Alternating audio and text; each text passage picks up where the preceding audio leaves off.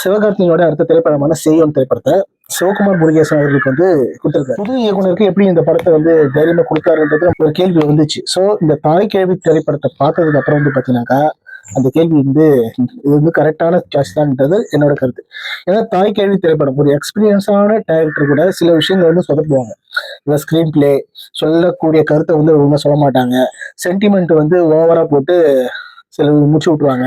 அது மட்டும் இல்லாமல் டைமிங் காமெடி காமெடினால ரொம்ப பெரிய காமெடியும் இல்லை, டைமிங்ல போற பார்க்கல காமெடி போட்டு போறது. ஸோ அப்படிதான் இந்த தாய்க்கிழவி திரைப்படத்துடைய வெற்றிக்கு காரணம்ன்றது என்னோட கருத்து. ஸோ இப்ப இருக்கிற காலகட்டத்துல ஒரு அட்வைஸ் பண்ணாக்கா பூமரின்னு விட்டு போயிடுறாங்க. ஸோ இந்த மாதிரி படங்கள் வந்து பாத்தீங்கன்னா கருத்தை வந்து ஆணி அடிச்ச மாதிரி பயங்கரமா கொடுத்துட்டு போயிருக்காங்க போற போக்குல. இப்ப இருக்கிறவங்க என்னடா படம் ஓவரா அட்வைஸ் பண்றான், ஓவரா பேசுறான், ஓவரா சென்டிமெண்ட் பண்றான்ட்டு கடந்து போக முடியல. ஏன்னா இந்த திரைப்படம் வந்து ராதிகா அவர்கள் மட்டும் இல்ல, அந்த படத்துல இருக்கிற எல்லா ஆக்டருமே வாழ்ந்திருக்காங்கன்னு தான் நான் சொல்லுவேன். ஸோ அப்படி ஒரு திரைப்படம். ஸோ ஃபர்ஸ்ட் படத்துல வந்து பாத்தீங்கன்னா எனக்கு தெரிஞ்சு ஸ்கிரீன் பிளேல பயங்கரம் பண்ணிட்டாங்க. கே எஸ் ரவிக்குமார் அவர்கள் படமும் சரி, பாக்கியராஜ் அவர்கள் படமும் சரி.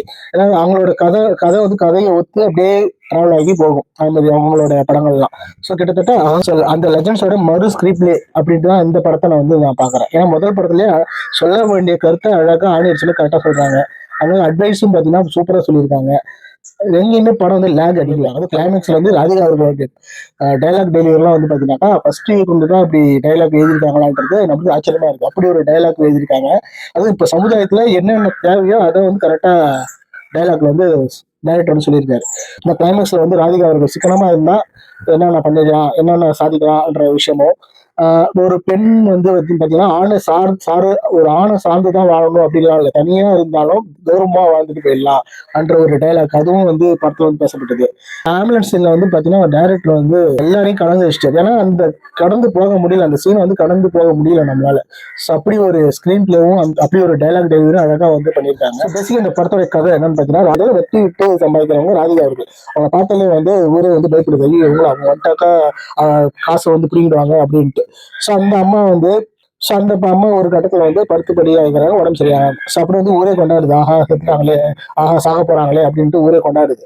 அந்த சமயத்துல வந்து அவங்க பிள்ளைங்கள்லாம் வந்து ஒரு இன்ஃபர்மேஷன் வருது. ஸோ அந்த இன்ஃபர்மேஷன் பார்த்துட்டு அந்த அம்மா எங்க அம்மா வந்து எப்படியாவது காப்பாற்றணும் அப்படின்றது ஹாஸ்பிட்டல்ஸ் கொடுத்து அவங்க வட்டி கடன் வாங்கி இது வாங்கி அம்மாவை வந்து பிழைக்க வைக்கிறாங்க. பிழைச்சதுக்கு அப்புறம் என்ன நடக்குதுன்றது தான் மீதி கதை. ஸோ சிம்பிள் கதை தான், அதை வந்து இருக்கிற ஜென்ரேஷனுக்கு கரெக்டா சூப்பரான ஒரு கதையா அமைஞ்சிருக்கு.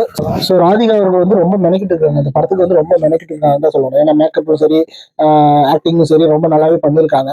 கேரக்டர்ஸ் எல்லாம் வந்து பார்த்தீங்கன்னா பார்த்து பண்ணியிருக்காங்க. அந்த கதைக்கு ஏற்ற மாதிரி கேரக்டர்ஸை தான் அழகாக போட்டிருக்காங்க. படம் வந்து காமெடியாகவும் இருக்கு.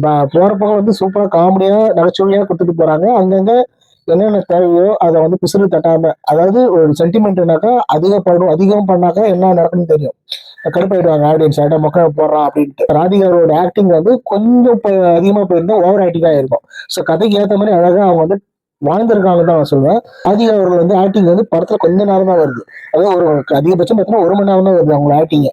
ஸோ அதுலயே வந்து பாத்தீங்கன்னா அவங்க வந்து ஓவர்டேக் பண்ணிட்டு போயிட்டாங்க, எல்லாரையும் தூக்கி சாப்பிட்டாங்கன்னு தான் சொல்லுவேன். இது மாதிரி படங்கள் வந்து இன்னும் சமுதாயத்துக்கு அதிகமா தேவைப்படுது. ஸோ இயக்குனர் சிவகுமார் முருகேசன் வந்து அவருக்கு வந்து என்னுடைய வாழ்த்துக்கள் தெரிவிச்சிருக்கேன். இது மாதிரி படங்கள் வந்து மேலும் இது மாதிரி படங்கள் வந்து கொடுக்கணுன்றது என்னோட ஆசை.